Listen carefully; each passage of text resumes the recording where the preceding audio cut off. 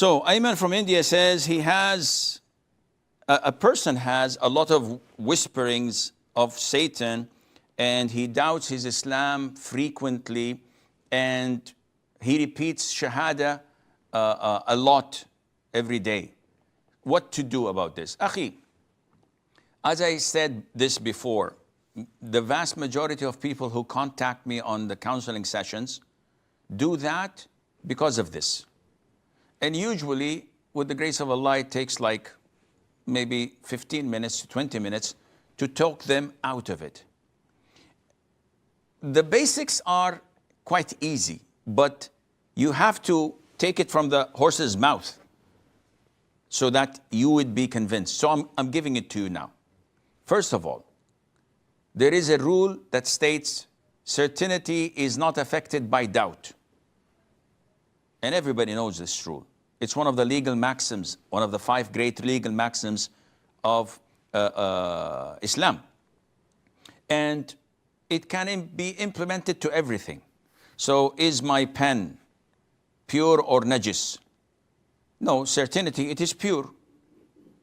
But I am doubtful whether I've dropped it in the toilet and urine, whether there are feces on it.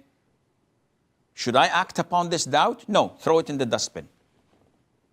As easy as that. Certainty is not affected by doubt.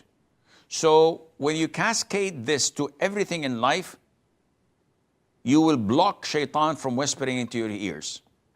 So for example, I'm doubtful. Have I committed shirk? Have I committed kufr?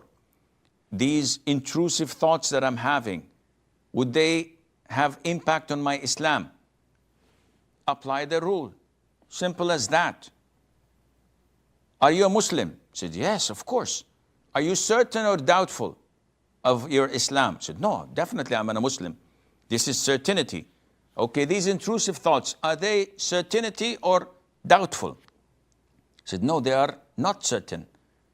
They are definitely doubts and whispers from shaitan. But Sheikh, I said, wait, don't elaborate. I didn't ask you, did I?